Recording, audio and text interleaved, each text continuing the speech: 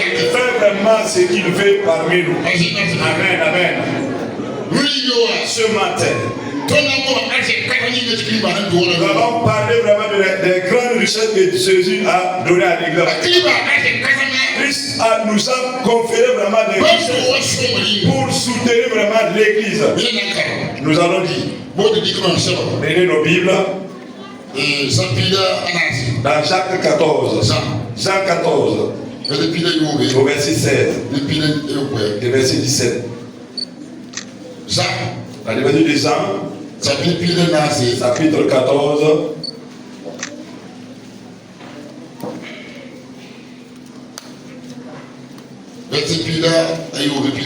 verset 7 et 17.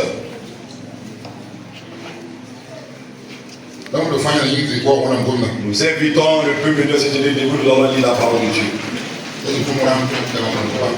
Nous allons demander au pasteur de faire la lecture. Dans Jean 14, verset 16 et 17.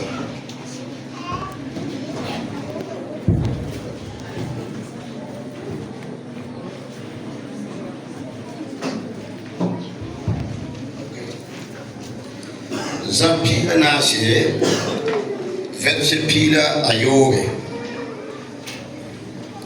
lamamna ko shamba labamna ko yamba swangrato tibam pade yam waka sinkaseta bam ya shirshi ga duniya ce an ka trend ne bam sinka ne bam ha bam sinka me bam hinga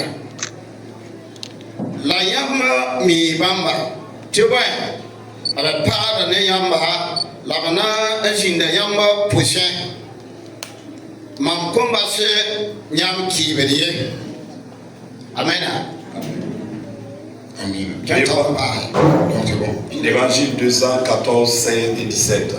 Et moi, je prierai le Père et il vous donnera un autre consolateur, afin qu'il demeure éternellement avec vous. L'esprit de vérité que le monde ne peut recevoir, parce qu'il ne le voit point et ne le connaît point.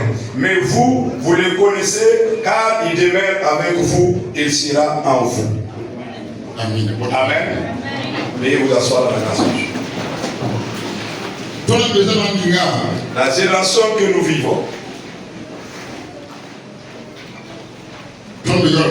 nous sommes vraiment au dernier temps. Nous les hommes, nous n'aimons pas vraiment la volonté de Dieu. Dieu vraiment a sa vision et sa volonté sur chaque homme.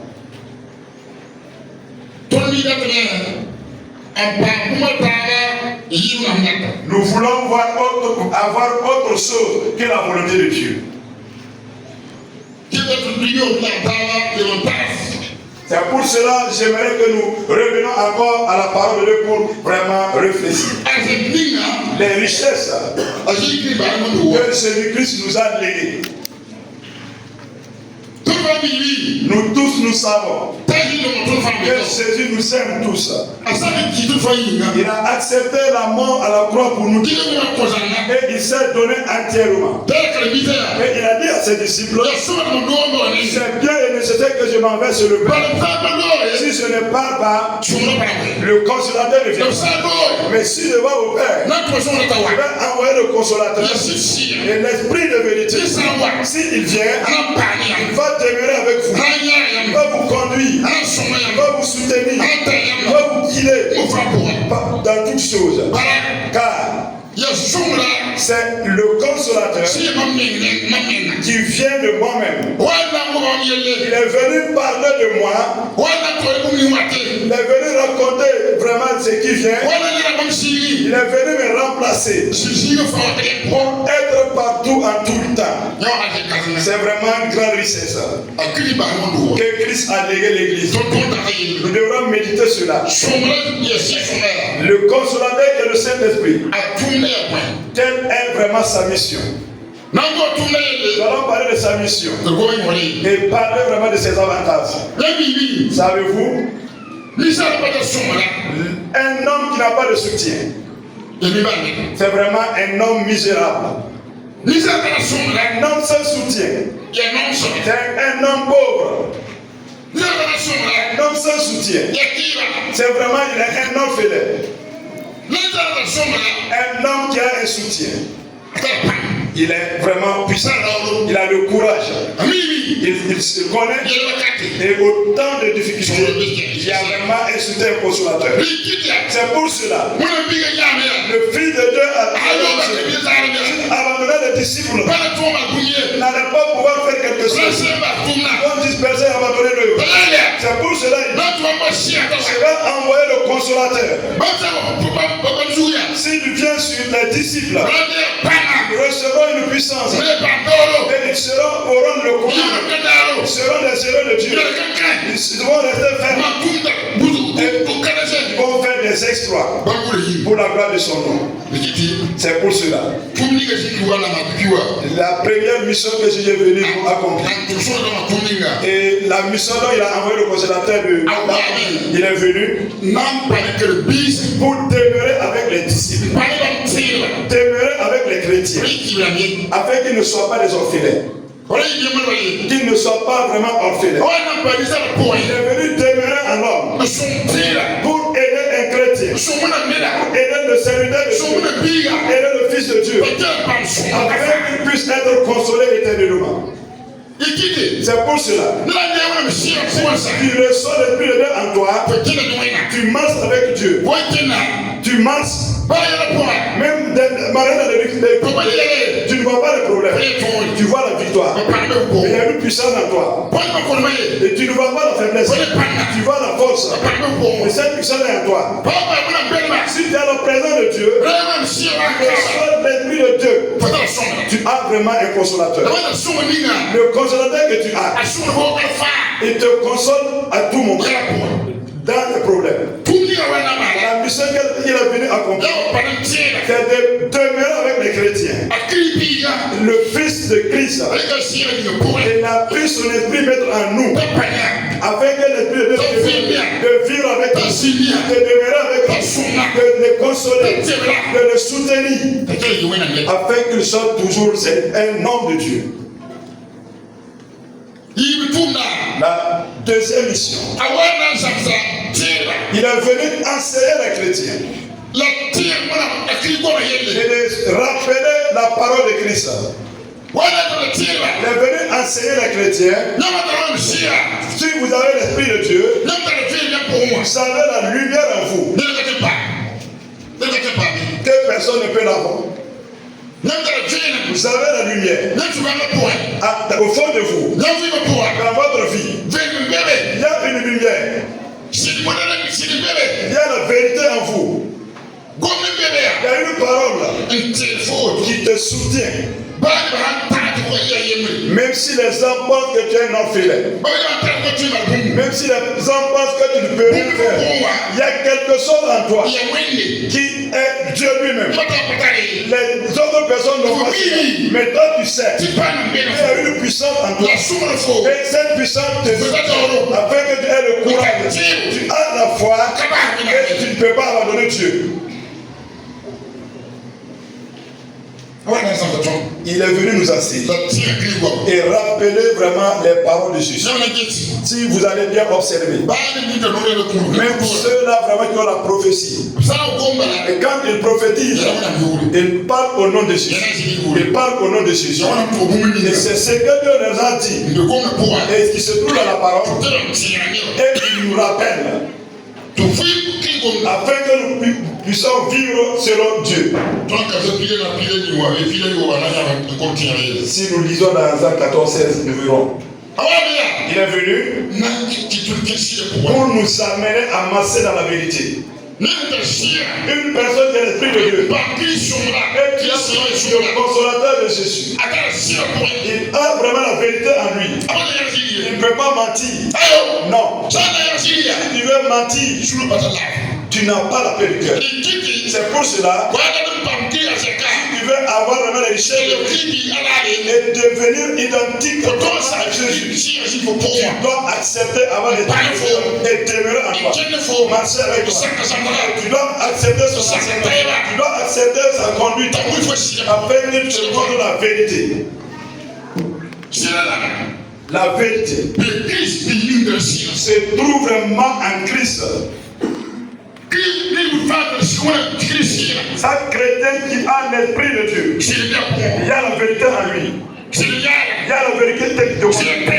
La vérité de cette vie. Il connaît Dieu. Et il fait confiance. Il se rendra à Dieu. Et il croit en Dieu. Et il fait la vérité.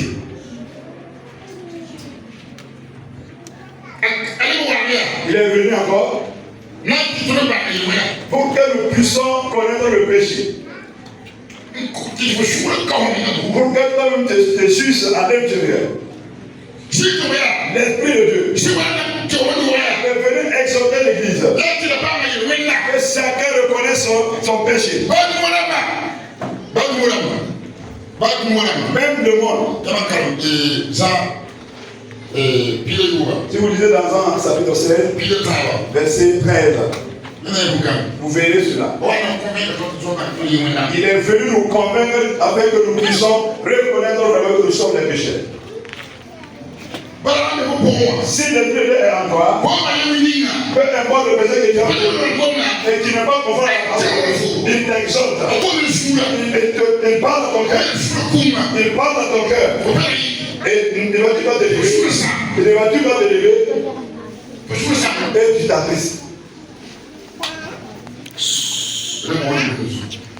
Il faut que nous revenons à la parole.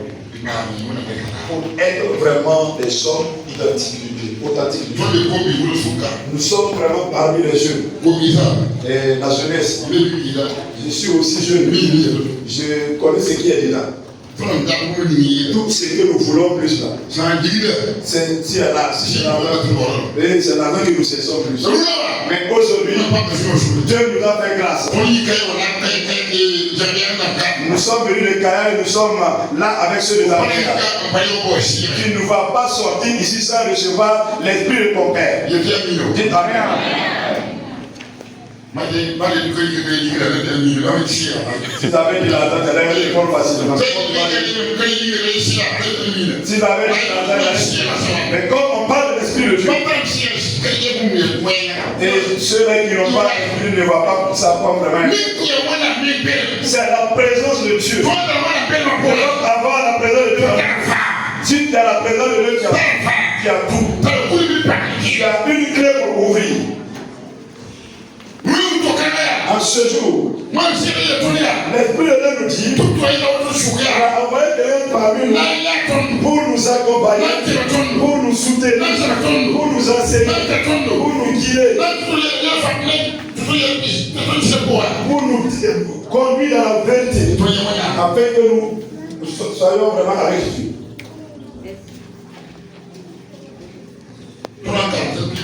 Si nous lisons dans un 16, verset 14, que le consolateur est venu pour vraiment glorifier Christ. Il est venu glorifier Christ. Car la parole de Christ est véridique.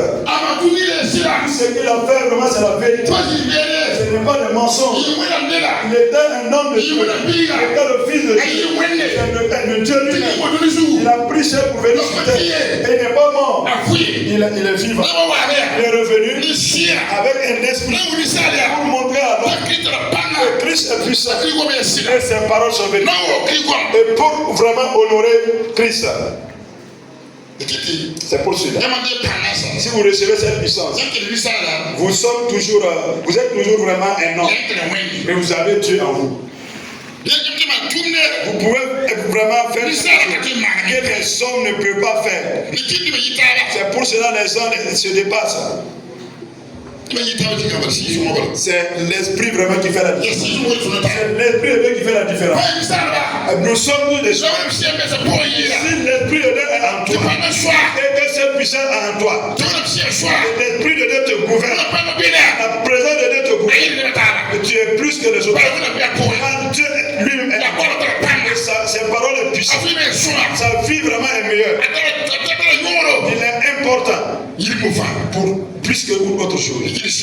C'est pour cela l'Esprit de Dieu. Quand Christ est venu nous donner, c'est pour que nous soyons vraiment unis, que nous soyons des canaux de bénédiction pour d'autres personnes. Pour d'autres personnes.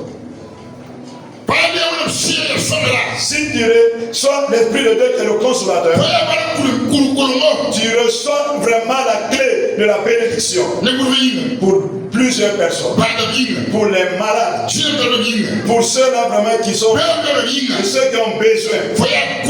Tu deviens une porte que tu utilises pour faire des miracles pour d'autres personnes. Grâce au Saint-Esprit qui est en toi. Aujourd'hui, reçois l'Esprit de Christ. Lui qui représente Christ sur terre. Reçois dans ton cœur.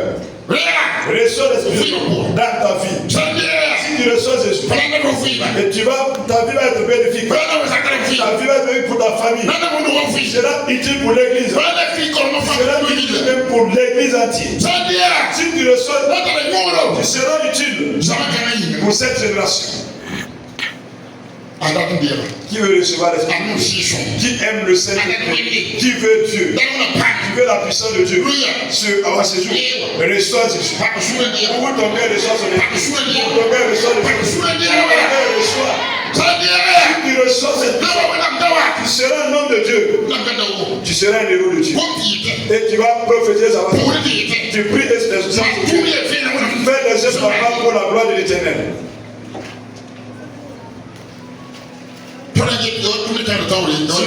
Si nous observons, c'est comme nous avançons, c'est comme nous l'équipons.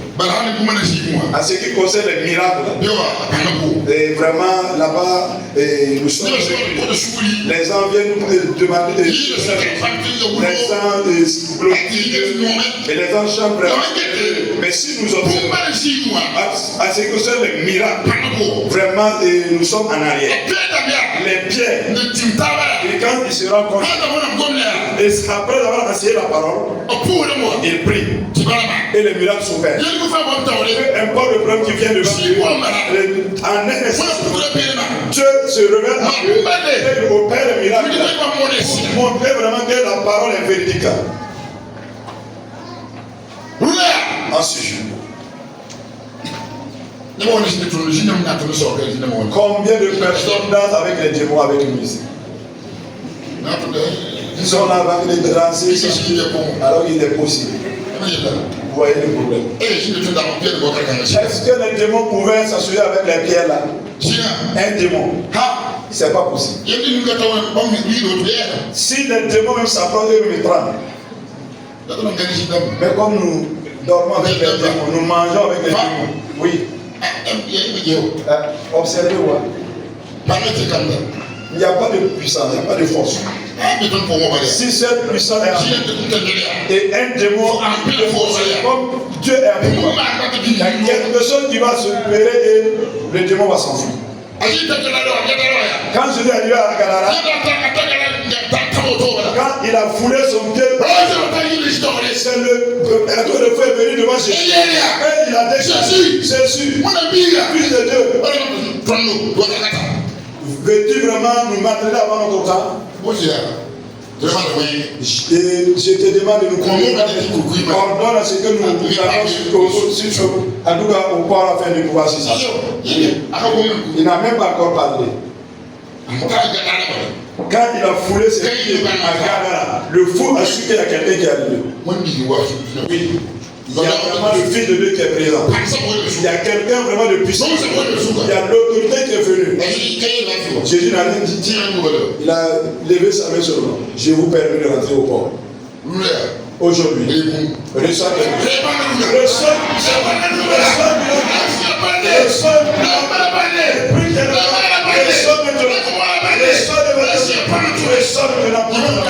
sois un héros de Dieu.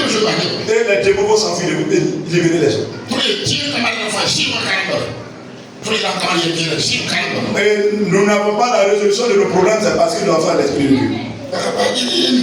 Et il y a des problèmes même, on ne devait même pas parler de ça. Non. Non.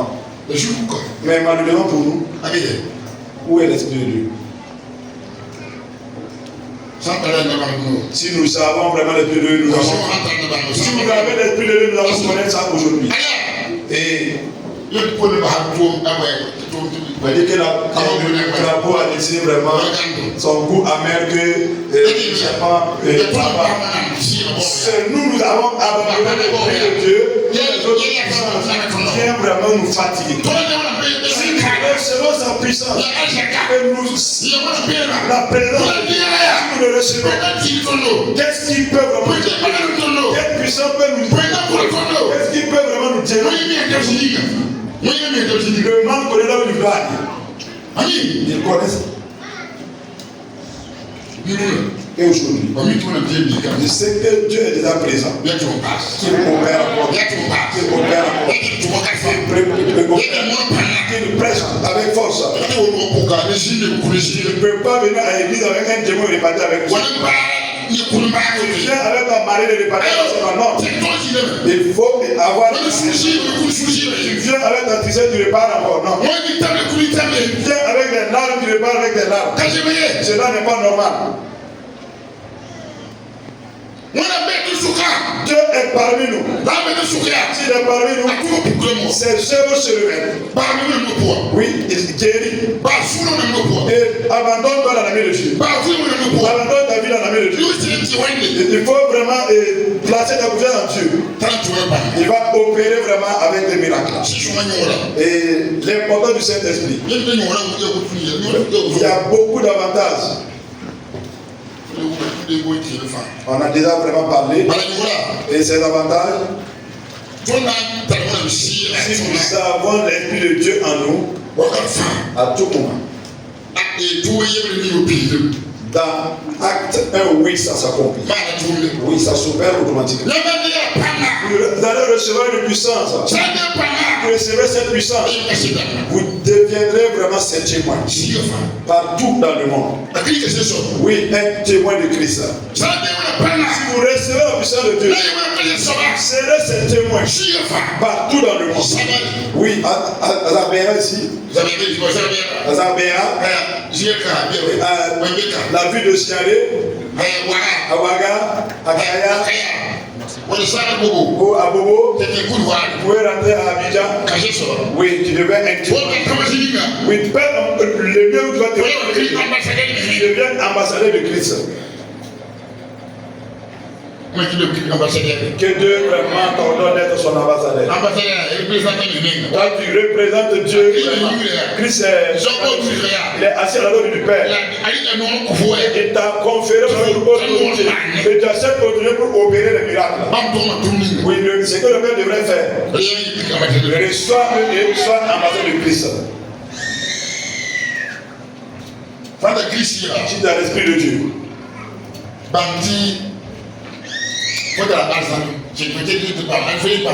Chaque que tu as déjà vraiment est déjà vraiment un partisan du royaume de Dieu.